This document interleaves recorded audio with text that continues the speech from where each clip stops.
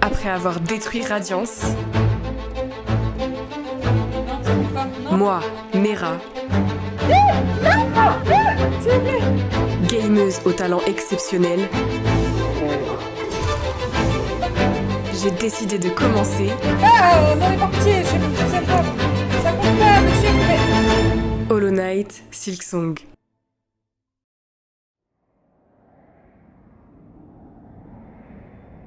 C'est dans ce décor obscur que des pèlerins, transportant une grande cage en fer, avancent en silence. Seul le son de leurs cloches, oscillant au rythme de leurs pas, vient troubler le calme pesant sur ces lieux. À l'intérieur de la cage, Hornet, prisonnière.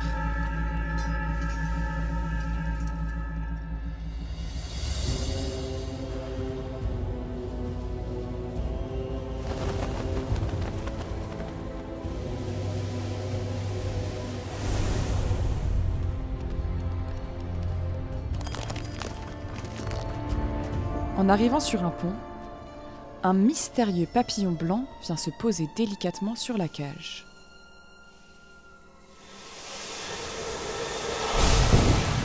Soudain, Hornet se réveille.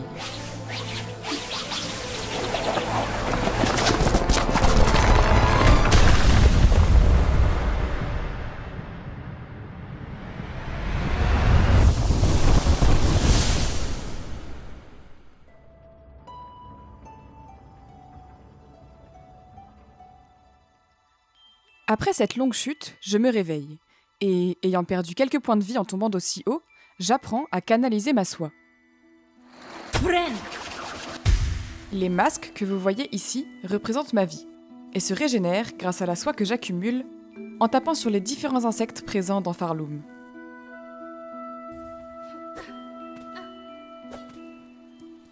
Oh non, c'est trop mignon. Je suis trop heureuse. Bienvenue dans la grotte verdoyante. Cette première zone est plutôt accueillante, quelques insectes sont présents, mais rien de bien dangereux, hein, Nera?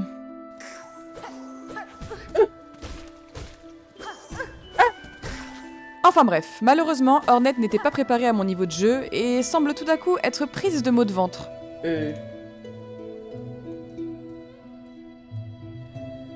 Faut que je continue ou... Ah bah ça a l'air d'aller en fait, tout va bien.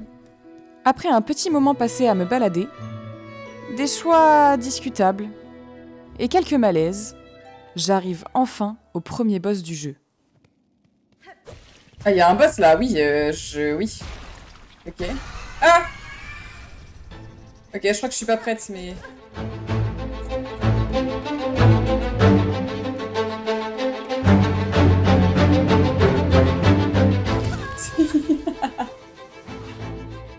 Bon, il se pourrait que j'ai un peu menti sur mon niveau de jeu, mais on y est quand même retourné une deuxième fois.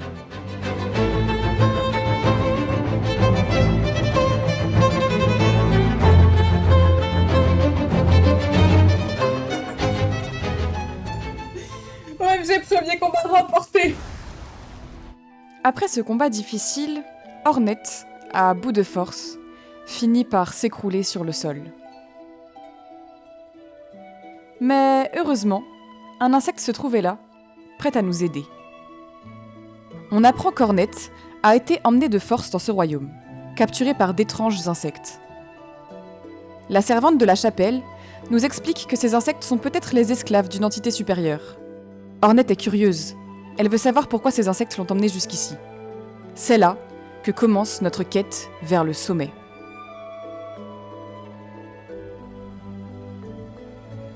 Gravir les terres de Farloom pour atteindre la citadelle au sommet du royaume, consulter les objectifs depuis le menu des tâches. Non mais c'est une folie parce que c'est l'inverse de Hollow Knight. Hollow Knight, il fallait qu'on descende dans les profondeurs. Et là, il faut qu'on monte. Oh.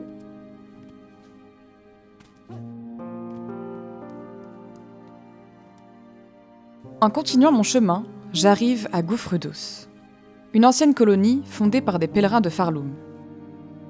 Je prends le temps de parler aux habitants et fais la rencontre de Peb, qui nous propose des objets en échange de perles. Après avoir fait le tour de la boutique, il est temps de continuer mon chemin. Et c'est là que je fais la rencontre de mon personnage préféré du jeu, Sherma. Elle est trop mimi. Il essayait désespérément d'ouvrir cette grande porte grâce à sa musique.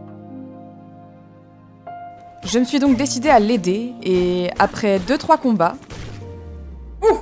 Oh, le ralenti.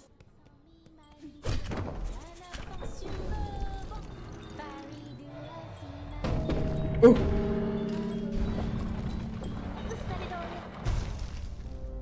et puis Sherma n'a rien compris et elle a cru que c'était sa musique qui avait ouvert la porte. Donc j'ai continué mon chemin et puis je suis tombée sur ça. Insérer des perles 30. Bah, j'ai pas le choix, I guess. Ouais, j'ai vite compris qu'on allait avoir besoin de beaucoup d'argent dans ce jeu. Voyons voir. L'antre.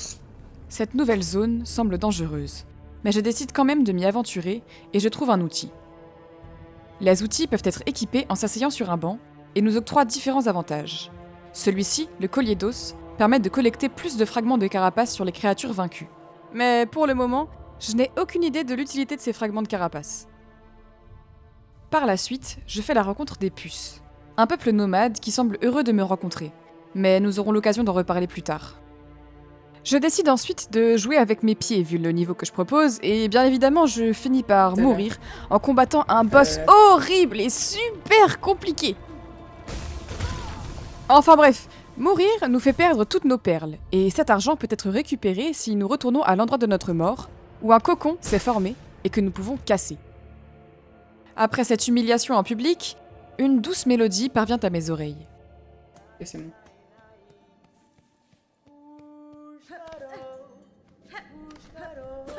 Oh. Ah. Je crois que c'était un ami, moi. Ça va pas ou quoi? Il m'a crié dessus. Chakra est l'un des personnages les plus importants du jeu. Elle cartographie les différentes régions de Farloom et nous permet d'acheter ces cartes grâce à nos perles, ce que je m'empresse de faire. Puis, je me rends compte que je n'ai pas acheté la bonne carte, mais je n'ai plus assez de perles pour en acheter une autre. J'avance donc, et je découvre une bête, enfermée dans de la soie, qui me semble impossible de détruire à l'aide de mon aiguille. Ah. Je retourne donc chercher des perles afin d'acheter la carte de la zone à Chakra. J'en profite pour mourir bêtement, puis j'arrive enfin à Verdoison. Mais je décide de rebrousser chemin et j'achète la plume à Chakra, avant de me rendre compte que c'était la boussole qu'il me fallait. Enfin, je découvre ça. Les bruits viennent pas de là-bas. Ouh. What the fuck?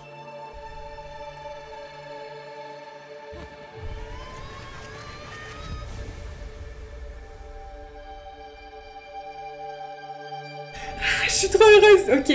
Nouvelle compétence, lance soyeuse. Ouh.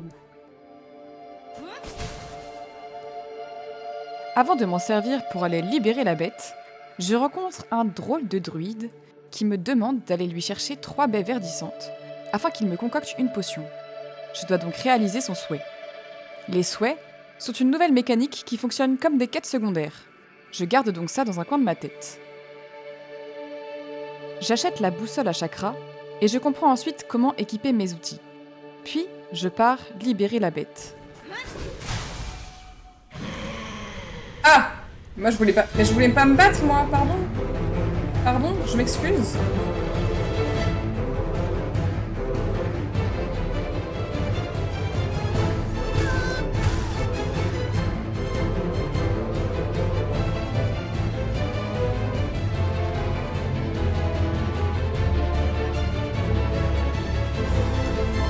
Ok. Ok. OMG. OMG. Oh.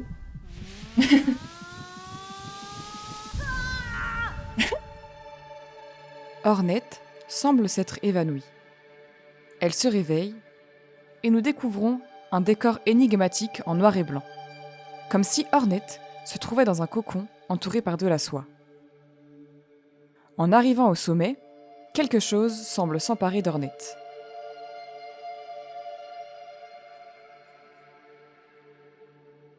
Approche, enfant. Sois témoin de notre éveil.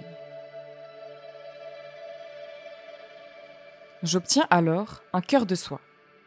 C'est une amélioration de notre barre de soie qui nous permet de nous soigner ou encore de lancer des sorts, comme la lance soyeuse que nous avons obtenue. Nous retrouvons ensuite la bête des cloches que nous avons battue. Elle s'avère en fait être un moyen de transport très utile entre les différentes stations appelées cloche-voie et nous permettra de voyager rapidement par la suite. J'actionne ensuite un levier et...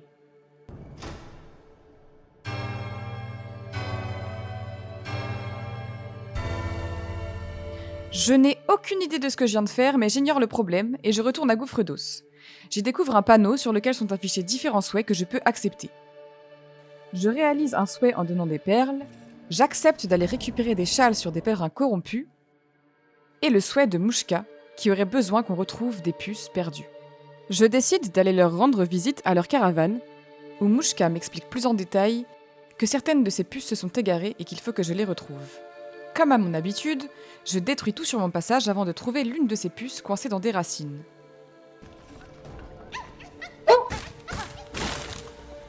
Ok, donc là j'en ai trouvé un. Frustrée par cette mort soudaine, je décide donc de tout faire exploser.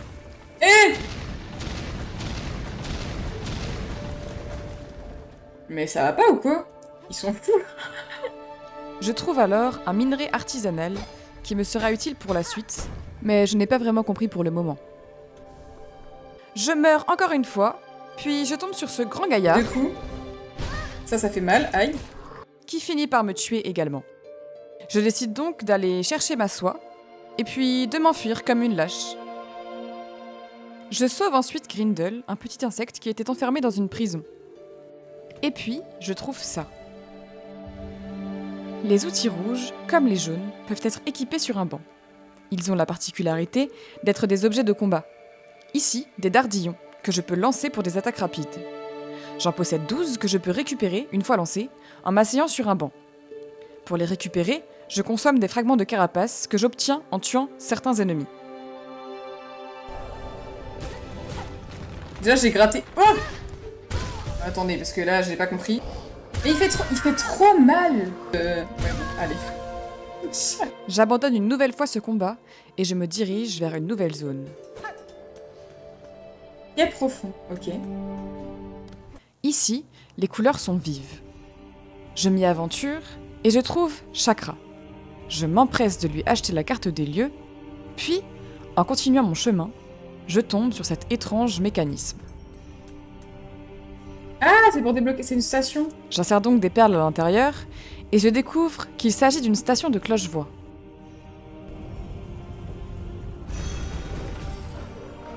Bonjour. Je continue mon chemin et j'arrive vers une zone infestée de fourmis dans laquelle je dois combattre une arène. Puis, je me retrouve devant la même grande statue que celle que nous avions vue au début.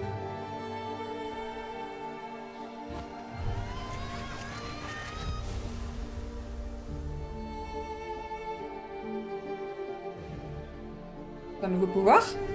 J'obtiens alors pas rapide, un dash qui me permet de courir et d'effectuer des ruées vers l'avant, ce qui va s'avérer très utile pour le reste de l'aventure. Je continue à avancer et j'arrive dans ce qui s'apparente être une salle de boss, où un mystérieux insecte chante. Je décide de faire demi-tour, et non, c'est pas parce que j'avais peur, non. Imaginez. Non, c'est juste parce que je m'étais dit que j'avais sûrement loupé quelque chose. Et j'ai bien fait, puisque je fais la rencontre de la fille de la forge, qui, contre quelques perles et un minerai artisanal, nous propose de fabriquer différents outils. Je décide ensuite qu'il est l'heure d'affronter cet insecte, qui dit pouvoir nous sauver de toute cette souffrance et vouloir transpercer notre carapace.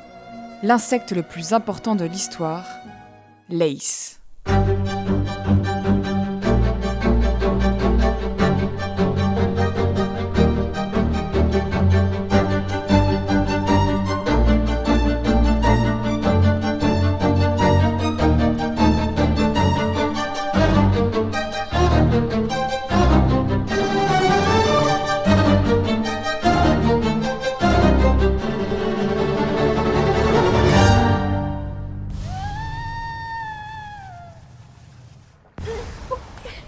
Enfin, Lace prend la fuite.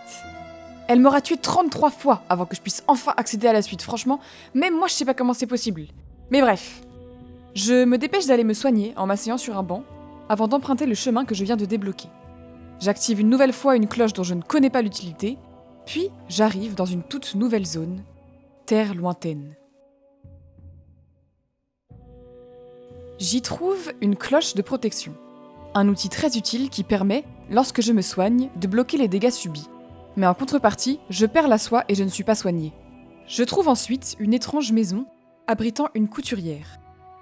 Elle me propose de modifier ma cape pour que je puisse avoir une meilleure flottabilité. Pour ce faire, je dois trouver des insectes et récolter leurs pics. J'accepte donc son souhait avant de me diriger vers la zone indiquée. Je n'ai aucun mal à trouver les insectes sur lesquels je dois récolter des pics, mais beaucoup plus de mal à comprendre comment je dois récolter ces pics. En fait, comment je fais? Ah, faut que je les tape. Ok, fallait prévenir. Ok, ça va. Après avoir obtenu tous les pics nécessaires à l'amélioration de ma cape, je retourne voir la couturière.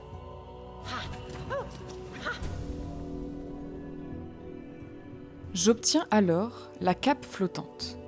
Elle me permet, comme son nom l'indique, de flotter dans les airs, mais également de pouvoir prendre les courants d'air chaud. Je trouve ensuite un fragment de masque. Lorsque j'en obtiendrai 4, ces fragments m'octroieront un point de vie supplémentaire. Ils sont donc très utiles. Puis, ne trouvant pas la suite, je décide de faire demi-tour. Mais je ne m'attendais pas à tomber sur ça.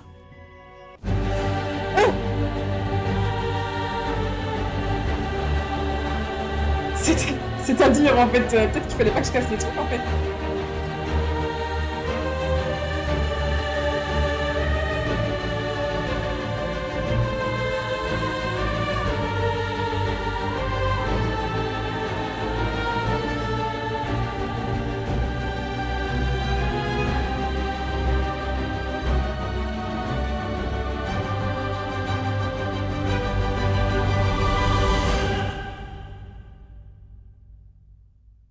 Non, franchement, il était trop facile celui-là.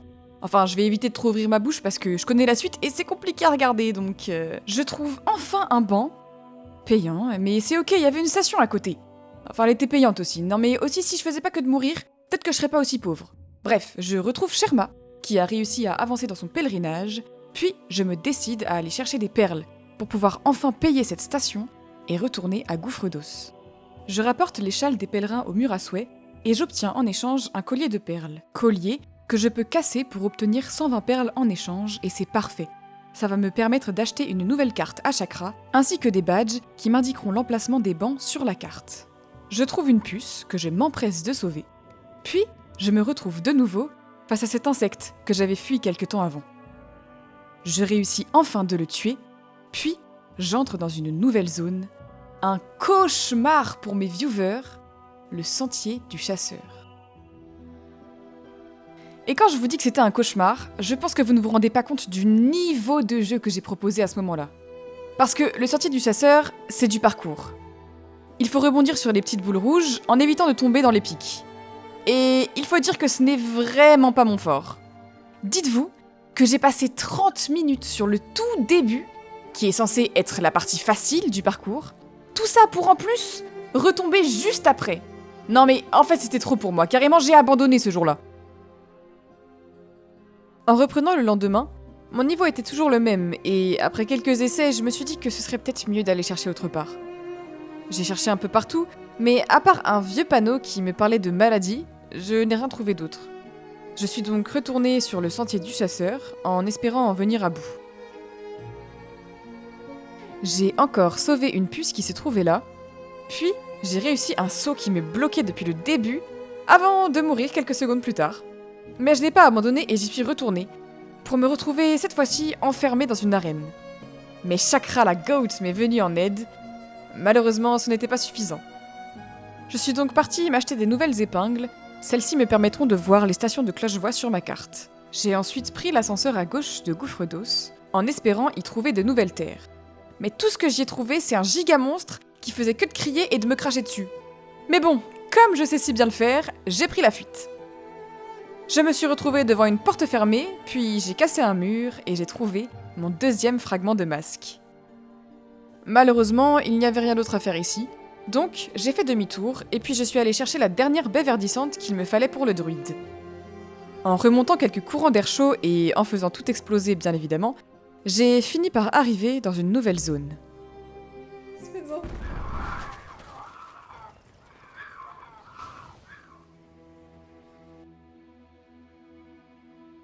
Je trouve rapidement Chakra, à qui j'achète la carte de la zone avant de commencer mon exploration. J'entre dans un bâtiment étrange, mais je me rends assez vite compte que c'était un piège, et que je ne pourrais sortir d'ici qu'en réussissant à battre cette arène. Malheureusement, les ennemis sont trop forts, et je finis par abandonner, laissant derrière moi ma soie et mes précieuses perles. Je décide alors de prendre une autre route. Je me retrouve rapidement à mi-chemin, une taverne dans laquelle je fais la rencontre de Nou, un drôle d'insecte qui s'intéresse à toutes les vies de Farloum. Il me confie son journal de chasse, qui répertorie tous les ennemis que j'ai pu croiser et tuer dans Farloum, et que je vais bien évidemment devoir compléter. Je prends le temps de discuter un peu avec Krej avant de repartir. Je me retrouve de nouveau enfermé dans une arène, mais cette fois-ci je triomphe sans trop de soucis. J'achète la station de cloche-voix pour pouvoir revenir plus rapidement, puis je fais la rencontre de Garmon et Zaza, 2 insectes attachants que nous retrouverons plus tard. Je continue à marcher un peu avant de tomber sur ce drôle d'oiseau. Je me suis dit, Par contre, j'ai pas de... Bah, je suis morte. Mais attendez, mais quoi? C'est-à-dire, bon... Ouais, c'était très rapide.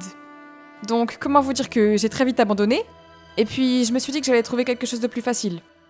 Mais en continuant mon chemin, je suis tombée sur cette drôle de chapelle, dans laquelle j'ai décidé d'entrer. Et puis, en voyant ce qui m'y attendait, j'ai eu quelques flashbacks du chemin du chasseur. Trop marrant, trop marrant. J'ai quand même réussi à finir ce parcours, mais je me suis retrouvée de nouveau enfermée avec des ennemis que j'ai atomisés, c'est bon? Je suis arrivée dans une salle et j'y ai trouvé un insecte allongé sur un banc, que j'ai dû transpercer avec mon aiguille, ne me demandez pas pourquoi. J'ai obtenu l'emblème du faucheur. Les emblèmes sont des techniques de combat qui changent complètement la façon dont Hornet manie son aiguille. Par exemple, avec l'emblème du faucheur, je peux enfin faire des pogos droits, parce qu'avant elle les faisait en diagonale, enfin bref.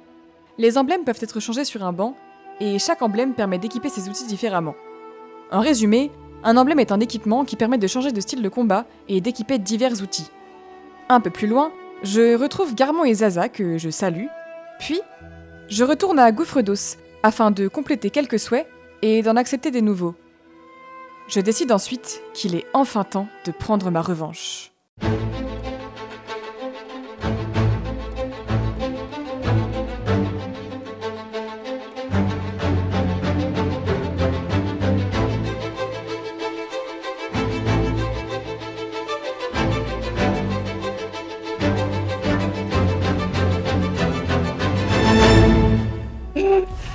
Libérée, la team, je suis libérée.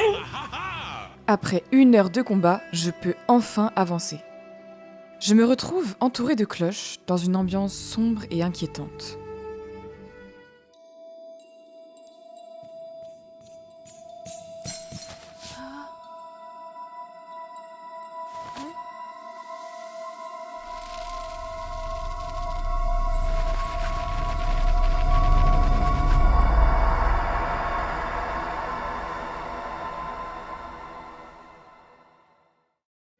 Nous voici à Clochelle. La ville est maudite et nous sommes entourés par des insectes coincés dans de la soie. Un nouvel objectif nous est alors confié. Il faut libérer cette ville et ses habitants.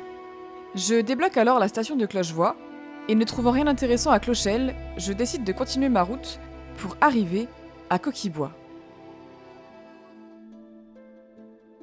Ici, la nature est dense et les insectes sont nombreux.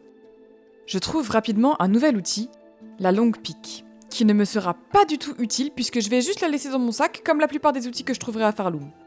Comme toujours, je me fais piéger dans une arène dont je sors victorieuse, avant de devoir encore payer pour pouvoir m'asseoir sur un banc, puis continuer mon chemin pour enfin trouver Chakra la goat, mais n'avoir aucune perle pour acheter ses cartes.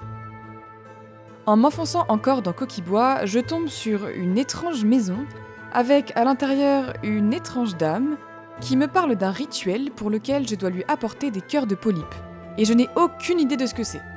Je trouve un nouveau fragment de masque, avant de tomber encore Et encore. Et puis, comme si ça ne suffisait pas, je trouve ce pont un peu bancal, donc je décide de sauter dessus. Et puis, je tombe. Encore. Non mais en fait, je sais même plus quoi vous dire là, c'est compliqué là. Bref, je retrouve Chakra, à qui j'achète la carte de Coquille-Bois. Puis, en retournant à Clochelle, je fonce dans un mur et découvre un passage par hasard. Je trouve l'ermite, qui ne m'a pas du tout l'air commode, alors je le laisse tranquille. J'arrive à Vermitaire, et en fouillant un peu, je trouve assez vite un objet, le sac d'un insecte mort. Cet objet permet à son porteur de conserver quelques perles lorsqu'il a été vaincu.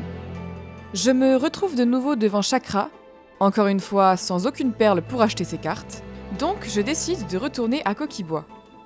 Je donne absolument toute mon âme pour essayer de sauver cette puce, j'espère vraiment qu'elle est heureuse maintenant qu'elle est libre, parce qu'elle m'aura coûté la vie en fait. Bref, je continue mon chemin, et tiens, c'est bizarre, on dirait presque que je suis en train de tomber dans un piège.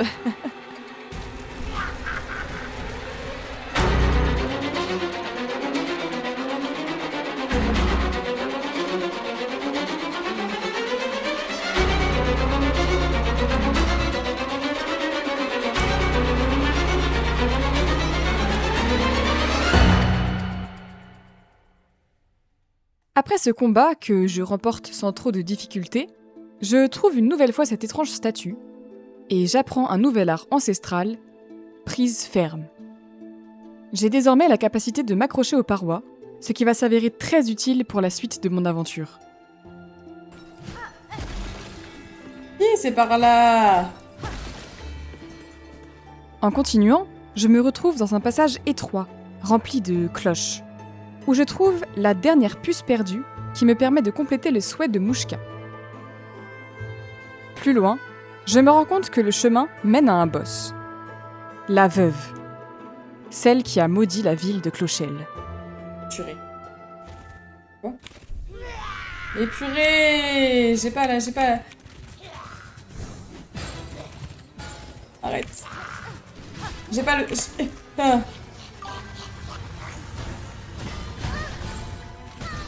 C'est-à-dire, en fait... Mais elle est malade!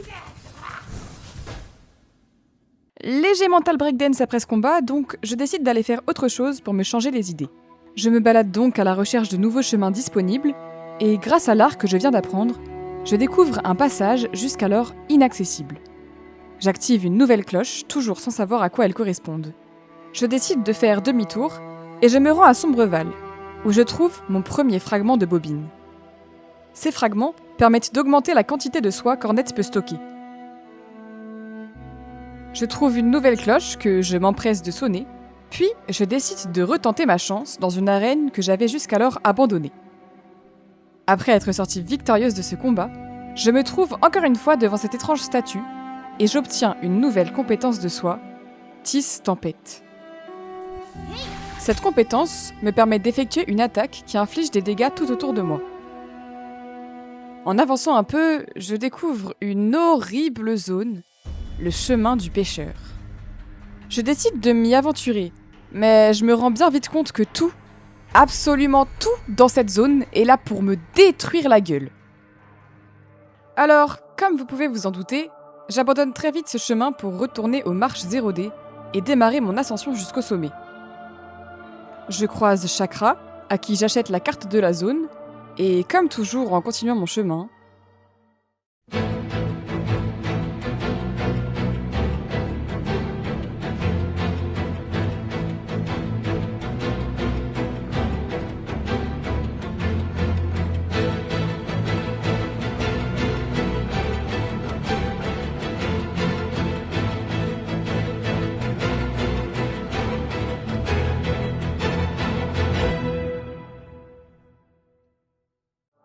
après ce léger contretemps, je continue mon ascension et j'arrive bientôt à la fin de l'acte 1. La porte vers la citadelle que je vais enfin pouvoir ouvrir! Et non, parce qu'en fait il me manque une cloche. Vous savez, les cloches que je sonne depuis le début sans vraiment savoir pourquoi. Et vous voulez savoir ce qui est encore plus drôle? Eh ben la dernière cloche, elle se situe à Clochelle, la ville maudite, là où il y a la veuve.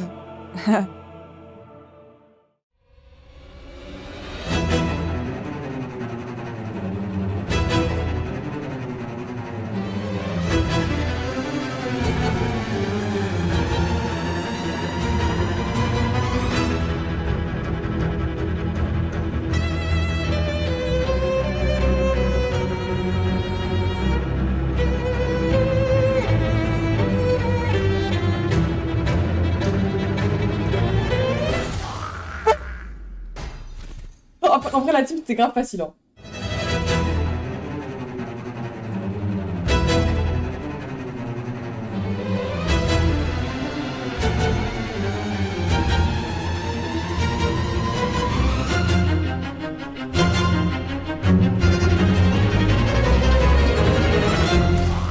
Enfin, je sors de ce combat traumatisé et absolument pas prête pour la suite du jeu, mais enfin ça ce sera pour une prochaine vidéo. J'obtiens alors Aiguiline, un art qui me permet de jouer des mélodies anciennes grâce à ma soie. Pour le moment, je ne comprends pas trop son utilité. Je me retrouve à nouveau dans une salle blanche faite de soie. Je monte et j'y découvre une porte. En utilisant Aiguiline, je peux désormais ouvrir ces portes, situées un peu partout dans Farloom. En continuant, je ramasse un objet lumineux sur le sol et...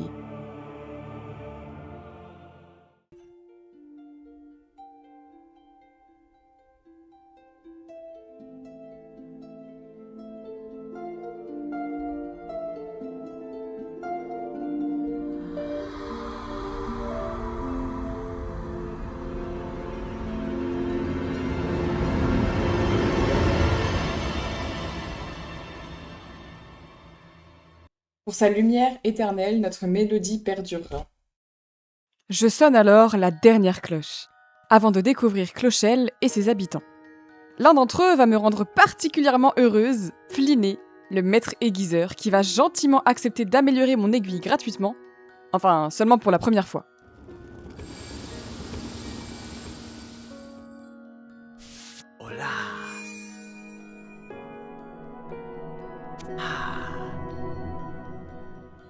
Je retourne ensuite aux marches 0D, je monte jusqu'au sommet, j'actionne la porte grâce à l'art que je viens d'apprendre, et ça y est, la fin de l'acte 1.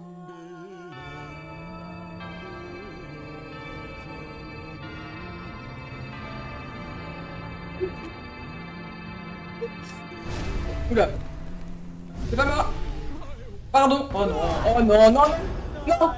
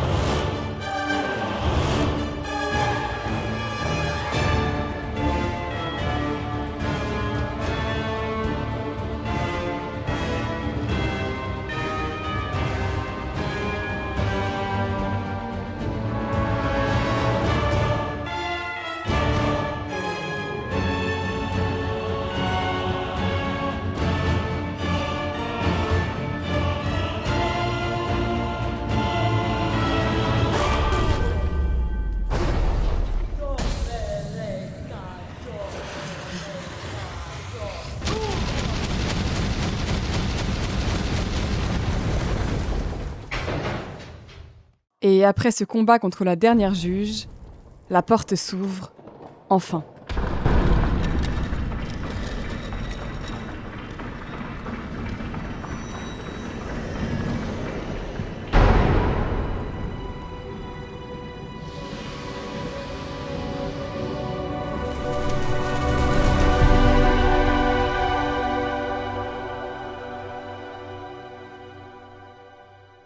Mais la suite, ce sera pour une prochaine vidéo. Allez, salut!